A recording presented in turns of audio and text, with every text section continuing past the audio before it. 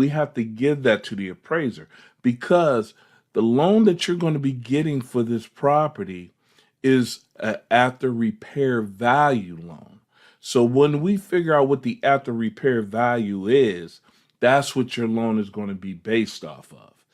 So if you need to close in, say, 10, 15 days, 20 days, but yet you don't have a scope of work ready, then that's going to be the holdup. The more detail, the better, because now the appraiser can evaluate what your property is going to look like after all those niceties, I guess you could say, are put in there. If you are a wholesaler, okay,